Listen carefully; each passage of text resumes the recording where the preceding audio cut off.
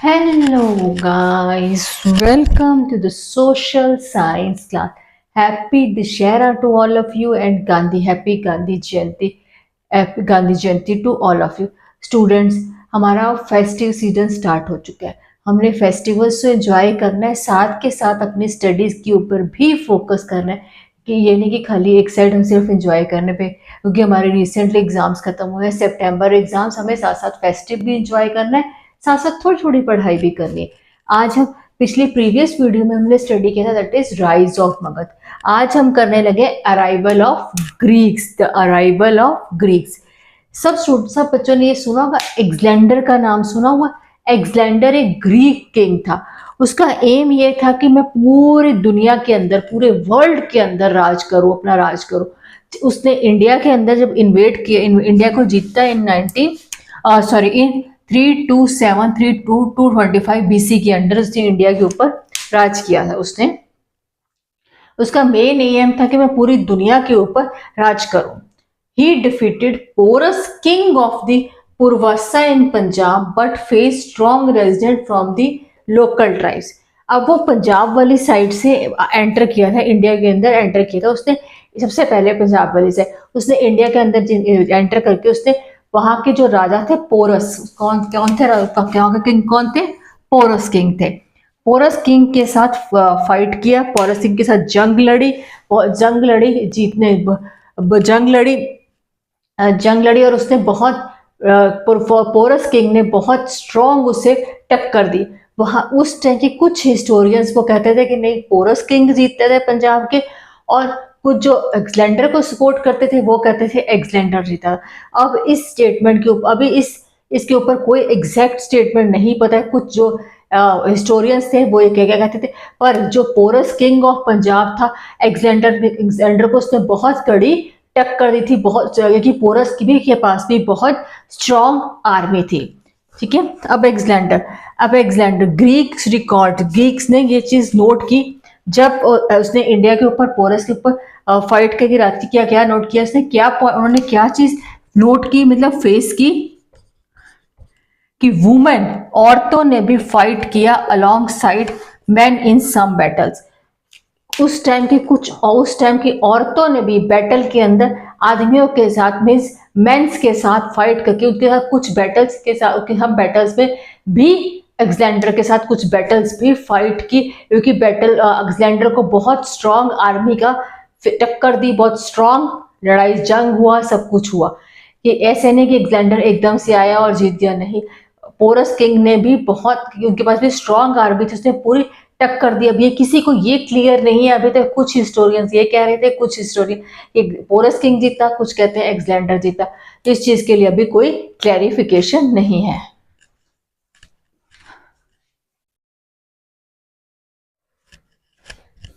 उस समय के कुछ हिस्टोरियंस का ये मानना है कि Alexander was wanted and his soldiers tried to refuse march Ganga river. उस समय का ये मानना है कि अलेक्जेंडर खुद जख्मी हो गया, अलेक्जेंडर जो है वो खुद जख्मी हो गया था, और उसकी जो सोल्जर्स, उसकी आर्मी थी, वो थक चुकी थी।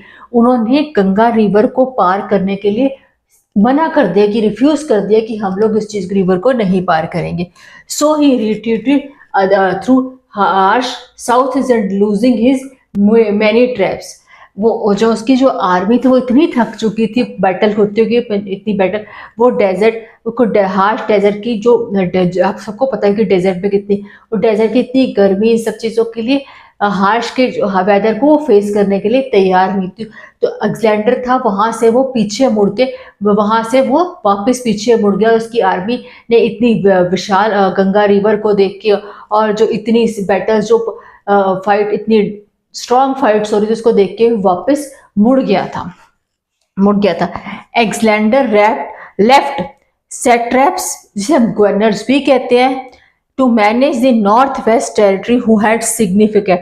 जो अलेक्जेंडर ने नॉर्थ वेस्ट की साइड से जो एरिया जो कॉन्कर किया था, जो एरिया जो जीता था, उसके ऊपर उसने अपने सेट ट्रैप्स बिठा दिए, मीन्स गवर्नर्स वहां बिठा दिए कि वो उसके बिहाफ पे ये काम करेंगे, इस एरिया को देखेंगे। वो जो एरिया आज वो जो एरिया है वो पंजाब वाली साइड का, वो पाकिस्तान के अंदर है।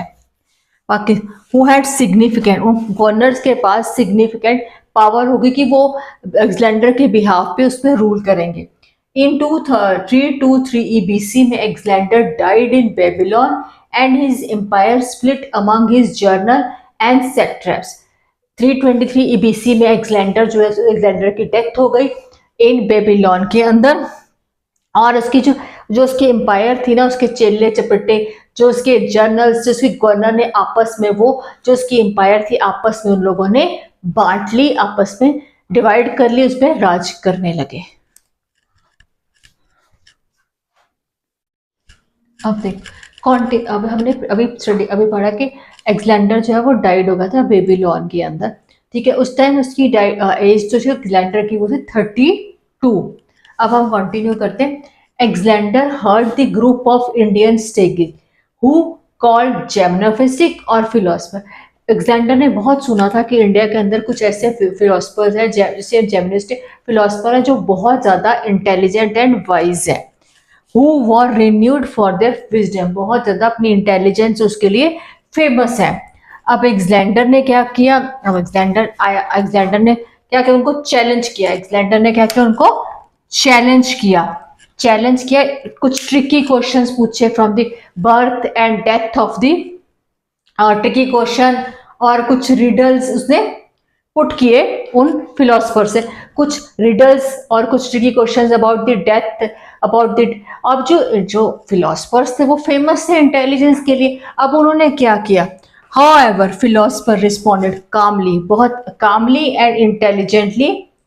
जो फिलोसफर्स थे उन्होंने बड़े आराम से, कामली, शांति से, यानी हाइपर होके उन्होंने आराम से, शांति से, इंटेलिजेंसली अलेक्जेंडर के क्वेश्चंस का या रिडल्स के बहुत इंटेलिजेंटली आंसर्स दिए।